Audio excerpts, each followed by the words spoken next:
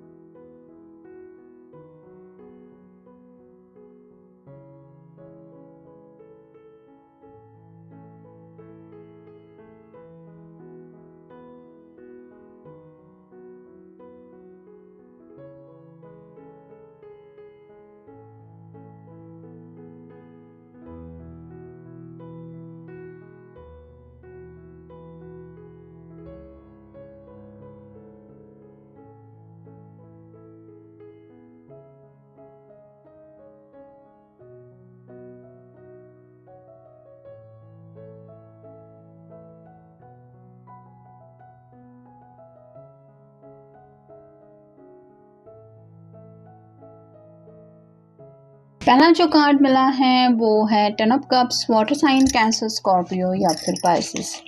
फिर है 7 of wands, fire sign Aries, Leo या फिर सैजिटेरियस। फिर है 6 of swords, air sign Gemini, Libra या फिर एक्वेरियस। नेक्स्ट है द मून, पाइसेस का कार्ड है। फिर है queen of cups, water sign Cancer, Scorpio, Pisces.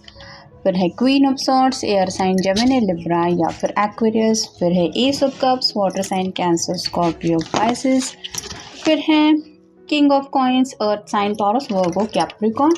और फाइनल कार्ड है 3 of swords, air sign Gemini, Libra या फिर एक्वेरियस। जहाँ तक ज़ोडिएक साइन की बात है तो ऑलमोस्ट हमें यहाँ पे सभी राशियों के साइंस मिल गए हैं। कप्स है, वाटर साइन है, सॉर्ड्स है, एयर साइन है, कप, फिर वैंड है, फायर साइन है, और पेंटिकल है, अर्थ साइन है। तो शुरुआत हो रही है 10 ऑफ कप्स की। ये पर्सन किसी भी तरीके से इस प्यार में आगे बढ़ना चाहते हैं, हमेशा के लिए आपका साथ चाहते हैं। 10 मतलब कंप्लीशन का कार्ड होता है। तो जिस रिश्ते की शुरुआत सिर्फ मैजिकल वर्ड से हुई थी, उन बातों को आगे ले जाना चाहते हैं। कहीं ना कहीं यहाँ पे फायर दिखाई दे रहा है, और आग और पानी का एक अलग ही कॉम्बिनेशन होता है। वैसे ही ये आपके प्यार में काफ़ी ज़्यादा तड़प रहे हैं। और जैसे यहाँ पे भी ये कैट है और ये डॉग है, ये दोनों भी एक दूसरे से काफ़ी ज़्यादा अपोजिट है, फिर भी ये कंफर्टेबली एक दूसरे के साथ हैं। वैसे ही आपके पर्सन कंफर्ट जोन में पहुंचना चाहते हैं, क्योंकि काफ़ी ज़्यादा राइट नाउ तो बेचैनी में उनका दिल तड़प रहा है। फिर है 7 ऑफ वैंड्स, रास्ते में कई सारी रुकावटें हैं, लेकिन उन रुकावटों का सामना करने के लिए अब ये पर्सन अपने तरीके से तैयार है। जैसे यहाँ पे भी आप देख सकते हैं, पास्ट में शायद ये हुआ था कि इस पर्सन के सामने रास्ता तो था, लेकिन दरवाज़ा जो भी था उससे ये हमेशा बैकआउट करते रहे। आगे आने की बजाय इन्होंने हमेशा वहाँ से एग्जिट लेना शायद सही समझा, और इसलिए इस प्यार के रिश्ते में आगे बढ़ने को इनकी तरफ से काफ़ी ज़्यादा डिलेज हुए हैं। फिर है 6 ऑफ सॉर्ड्स। यहाँ पे तो आपने उनको कई बार शायद कुछ बातों को लेके समझाया था, उन बातों को शायद उस वक्त ये नहीं समझ पा रहे थे, लेकिन अब उन बातों की गहराई उनकी समझ में आ गई है। तो जो शेयरिंग हुआ था वही बातें इनके दिलो दिमाग में घूम रही हैं। जैसे यहाँ पे 3 सॉर्ड्स ऊपर की तरफ हैं और 3 सॉर्ड्स पानी में है, यानी कि कहीं ना कहीं मिरर एनर्जी है, थोड़ा सा रिफ्लेक्शन हो रहा है। तो ये पर्सन अब आपके पॉइंट ऑफ व्यू को समझ रहे हैं, या फिर आप अगर उनसे साइलेंट मोड में है, बातचीत नहीं हो रही, तो आपकी वो पुरानी बातें उनको याद आ रही है, जिसकी वजह से ट्रिगर हो रहे हैं और आपसे दोबारा रिकनेक्ट होने का, स्पेसिफिकली वो सब बातें दिल की जो भी है वो शेयर करने का इनका काफ़ी ज़्यादा मन है। क्योंकि नेक्स्ट कार्ड है द मून का। यहाँ पे तो दिन रात, स्पेसिफिकली मून तो जैसे आपको पता ही है, रात के वक्त कोई भी अगर आसमान को देखे तो पहले वो चांद को ही देखने की कोशिश करता है। वैसे ही आपके पर्सन रात भर आप ही के ख्यालों में खोए रहते हैं। यहाँ पे भी ये 2 डॉग्स है, इनके बीच में एक चेन बंधी हुई है। वैसे ही एक कनेक्शन ज़रूर आपके साथ वो फील करते हैं। जैसे ये इमेज भी काफ़ी कुछ बता रही है, वैसे भी सेंशुअल ख्यालात उनके दिलो दिमाग में आपको लेके चलते रहते हैं। क्योंकि शुरुआत ही हुई थी 10 ऑफ कप से। फिर है क्वीन ऑफ कप्स। अगर आप कोई फेमिनिन पर्सन है तो आपका केयरिंग अंदाज उनको काफ़ी ज़्यादा याद आ रहा है। आपने जिस तरह से भी अपने तरीके से अपने पर्सन की परवाह की थी, वो बातें थी, वो जो प्यारे अल्फाज थे, वो बातें सुनने के लिए स्पेसिफिकली ये तड़प रहे हैं, क्योंकि यहाँ पे ये क्वीन को देख के पता चल रहा है कि शायद इसने साइलेंट मोड लेके रखा है। वैसे भी आपने अगर अपने पर्सन से बातचीत करना बंद किया है तो ये चाहते हैं दोबारा आप उनसे बात करें, क्योंकि नेक्स्ट कार्ड मिला है क्वीन ऑफ सॉर्ड्स।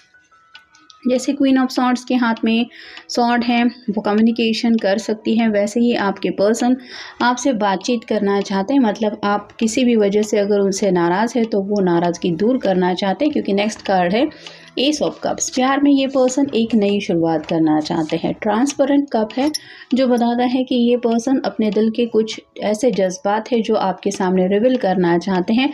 अगर इस रिश्ते में अपनी तरफ से वो क्लैरिटी नहीं दे रहे थे तो अब ये पर्सन रेडी है आपको उन सब बातों को लेके कुछ क्लैरिटी देने के लिए, या फिर आपको कुछ ऐसी बातें बताना चाहते जो अब तक उन्होंने आपसे छुपा के रखी हैं।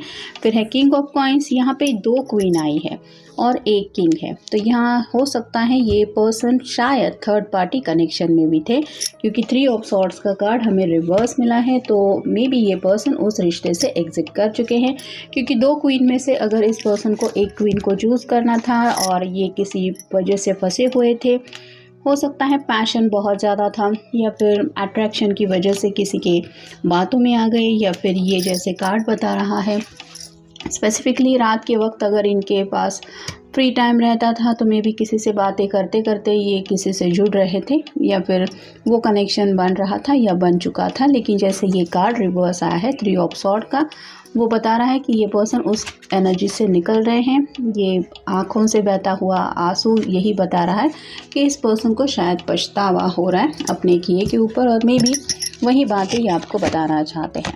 अब देखेंगे Oracle cards, angel of balance emotions. तो अब इस पर्सन को समझ में आ रहा है कि सिर्फ किसी के साथ इमोशनल कनेक्शन होने से बात नहीं बनती, उस पर्सन की तरफ से भी उतनी मैच्योरिटी होनी चाहिए कि वो भी आपके इमोशन समझता है या समझती हैं। तो ये पर्सन ने अगर पास में आपके इमोशंस नहीं समझे थे या फिर नज़रअंदाज किया था आपकी फीलिंग्स को, तो अब इनको एहसास हो रहा है कि इमोशंस होते क्या हैं, और जब इमोशनली किसी को कुछ फील होता है या इंसान हर्ट होता है तो हालत क्या होती है।